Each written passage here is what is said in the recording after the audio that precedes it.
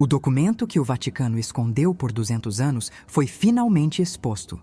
Olá, pessoal! Se você gosta desse tipo de vídeo, já se inscreve no canal e deixe seu like para acompanhar mais histórias como essa. Meu nome é Klaus Brennwald e por mais de 2 décadas atuei como técnico em restauração documental na região da Baviera, com especialização em acervos históricos e religiosos.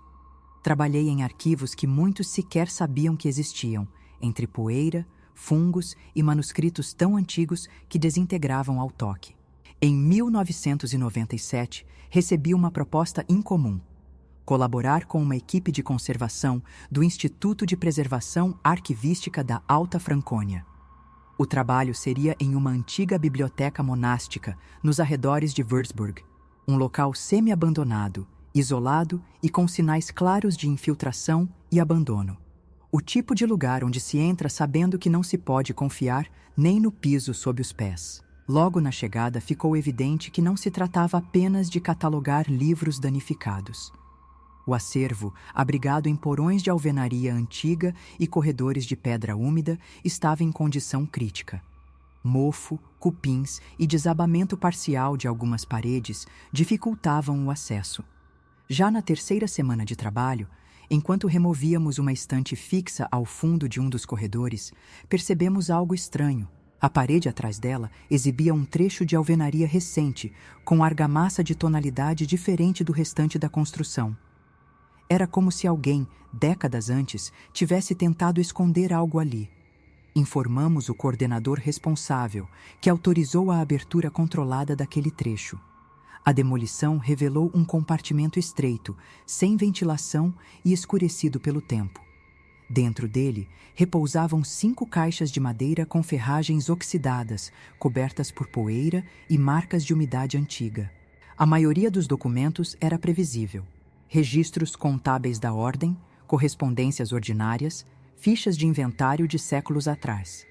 No entanto, uma das caixas chamou atenção imediata. Não tinha qualquer marcação externa e, em seu interior, havia um único caderno de capa de couro escuro, com sinais de desgaste natural e costura manual. O título, escrito na primeira página com tinta escurecida pelo tempo, era Memoriae de Rosenthal. A princípio, imaginei que fosse um diário devocional ou um conjunto de reflexões espirituais. Mas bastaram algumas páginas para perceber que estava diante de algo raro. O conteúdo era uma mistura de latim eclesiástico, alemão antigo e trechos ocasionais em francês arcaico. O texto se apresentava como um compilado de registros feitos por diferentes autores, provavelmente freiras e clérigos, ao longo de décadas. O nome que mais se repetia era o de Maria Rosenthal, cuja origem, logo descobriria, estava diretamente ligada a um caso incomum registrado no convento de Maria Schnee, em Bamberg. A narrativa começa com Josephine Rosenthal, uma noviça que ingressou na ordem por volta de 1742. Após poucos meses de sua admissão, começaram os rumores. Josephine estava grávida. O problema era que ela negava qualquer contato com homens, e segundo os registros, 3 monges médicos, não identificados nominalmente, teriam confirmado que ela ainda era intacta. A situação causou alarme e a ordem optou por uma solução sigilosa: a transferência de Josephine para um mosteiro isolado nos Alpes, longe de olhos curiosos e rumores que pudessem comprometer a reputação da instituição. O parto ocorreu em sigilo absoluto. A criança nasceu saudável, mas Josephine não resistiu à hemorragia e faleceu poucas horas depois. O bebê, uma menina, foi registrada apenas como Maria. Nenhuma cerimônia pública, nenhum batismo formal, nenhum registro em paróquias locais. O que se seguiu foi uma infância silenciosa, observada à distância pela pequena comunidade monástica, que, por ordem superior, deveria cuidar da criança sem expô-la.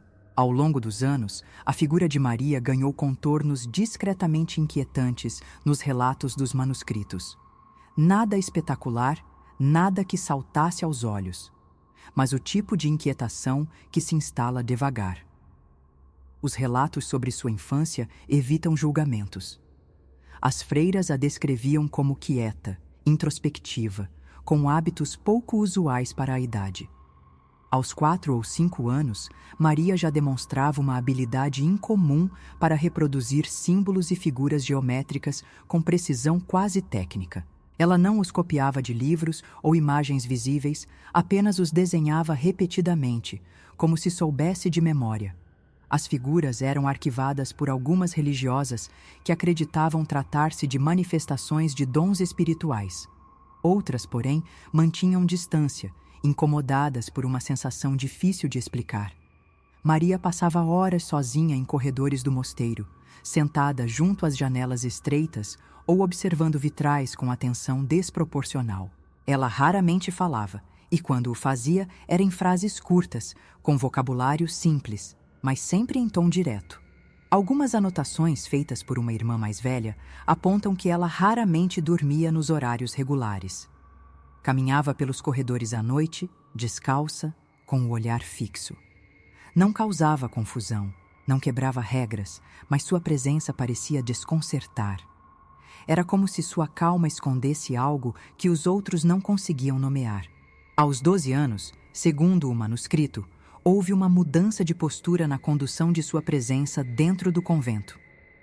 A justificativa oficial, escrita em latim com linguagem clínica e impessoal, era a de que Maria apresentava ambiguidade anatômica evidente. O termo usado remete ao que hoje se entende como intersexualidade, mas à época era encarado como um dilema moral e espiritual. A decisão foi tomada em silêncio, possivelmente com o aval de instâncias externas à ordem. Maria seria mantida em reclusão parcial, sem acesso a áreas comuns, sem contato com visitantes e com presença limitada entre as demais freiras. Não houve punição formal, nem confrontos abertos, mas ficou claro que algo havia mudado. Seu quarto foi transferido para uma ala isolada, próxima à antiga adega, onde o silêncio era absoluto. Seus cadernos passaram a ser revisados com mais frequência por superiores, e seus desenhos, antes ignorados, começaram a ser analisados e, em alguns casos, destruídos. Uma anotação específica, feita por uma freira de nome Agneta, chama a atenção. Ela não pergunta por que está separada, apenas aceita. Esse tipo de comportamento, ao invés de aliviar as tensões, apenas aprofundava a sensação de estranheza. Os relatos evitam sensacionalismo, mas o desconforto com Maria é nítido. Há repetidas menções à sua capacidade de escuta, ao modo como permanecia em silêncio, observando conversas com olhar fixo e atento. Algumas freiras sugeriam que ela ouvia mais do que deveria, mesmo trancada. Outras relataram episódios de desconforto físico quando permaneciam muito tempo próximas dela. Sensação de frio súbito, calafrios, dificuldade para manter a concentração. Nada foi declarado como sobrenatural, mas o registro contínuo desses episódios revela uma tentativa de compreender algo que não se encaixava no cotidiano do convento. Com o tempo, Maria passou a ser vista como uma presença silenciosa e, de certa forma, incômoda. Não por rebeldia ou desobediência, mas por sua passividade e pelo que parecia ser uma percepção ampliada do ambiente. Algumas religiosas tentaram iniciar conversas mais profundas, mas relataram sentir-se expostas ou desconfortáveis com as respostas. Sempre diretas, sempre simples, como se ela já soubesse o que iriam perguntar. Em uma anotação feita por uma das responsáveis pela educação da jovem, lê-se: ela não contesta, não pergunta, apenas responde, sempre de forma exata, como se já soubesse todas as perguntas antes. A narrativa avança sem conclusões, apenas acumulando observações. Os registros não a descrevem como possuída, amaldiçoada ou santa. Não há nenhuma tentativa explícita de canonizá-la ou condená-la. Mas o cuidado com suas palavras, o registro constante de suas ações e a forma como sua presença foi progressivamente isolada indicam algo mais profundo. A Igreja, especialmente naquela época, não reagia com tanto zelo a situações banais. E o fato de haver um manuscrito inteiro dedicado apenas a observá-la já revelava, por si só, o desconforto institucional que sua existência causava. A decisão de mantê-la em reclusão parcial aos 12 anos marca a virada definitiva no tom dos registros. A partir desse ponto, Maria Rosenthal deixa de ser apenas uma menina criada em um convento isolado. Ela passa a ser tratada como algo a ser vigiado. Suas ações, mesmo as mais triviais, são documentadas. Seus escritos são copiados. Suas falas são transcritas quase literalmente. O mosteiro, silenciosamente, começava a agir como se abrigasse não uma criança, mas um enigma. Um que, por alguma razão, não poderia ser exposto. Mesmo em reclusão, Maria continuou escrevendo. Parte dos registros encontrados no manuscrito são cópias diretas de seus cadernos. A caligrafia é regular, metódica, sem rasuras.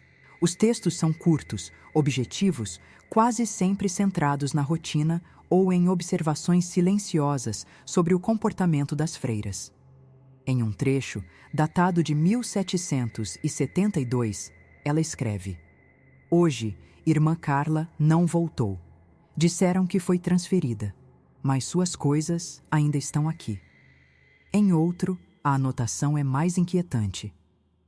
Ouço quando elas pensam. Algumas querem que eu suma. Outras acham que eu sou um teste. Frases assim, repetidas em diferentes momentos, sugerem que Maria compreendia mais do que era dito, e talvez por isso causasse tanto desconforto.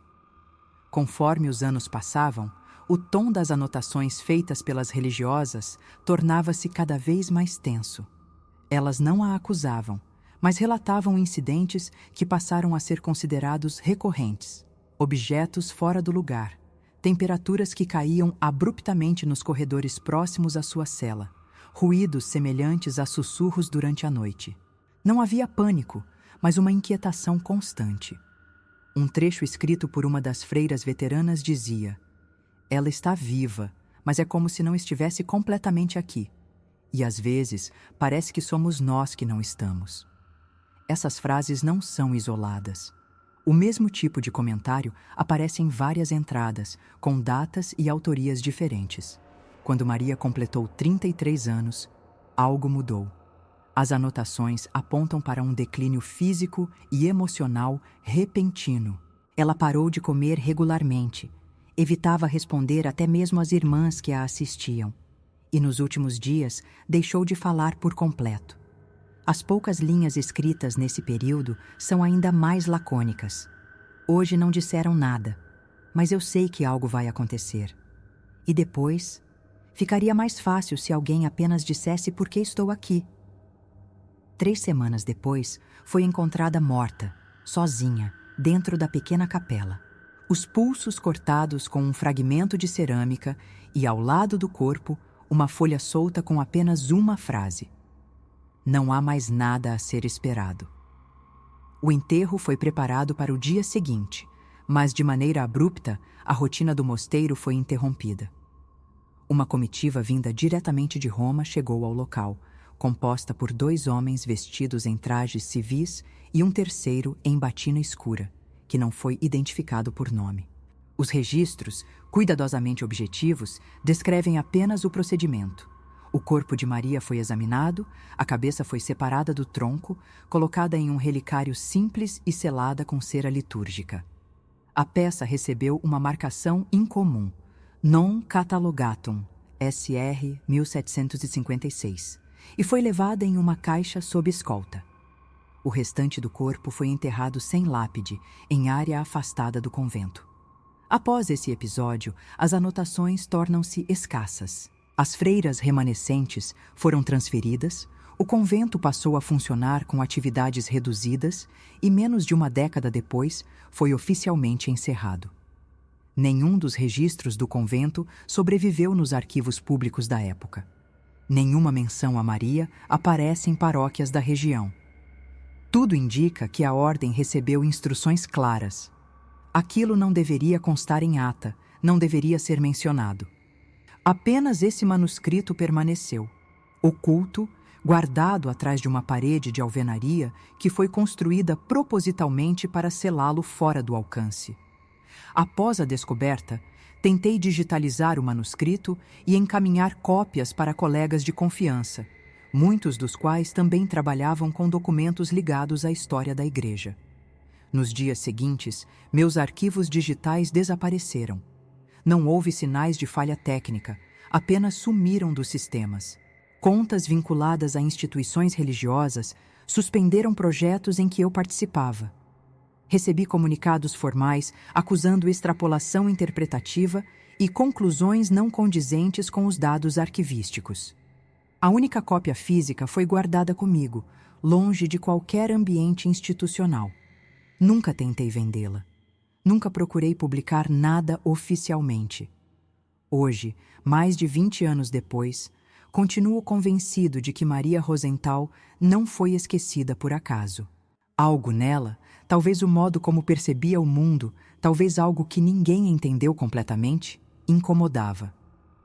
E quando algo incomoda instituições que têm séculos de experiência em silenciar, o resultado é sempre o mesmo: abafamento completo. O relicário marcado como non catalogatum, SR 1756, jamais reapareceu.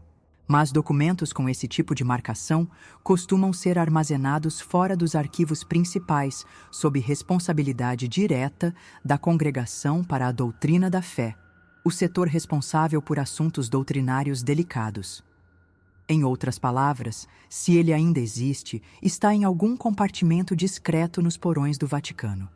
Não como relíquia, nem como prova, mas como lembrança de algo que jamais poderá ser admitido como verdadeiro.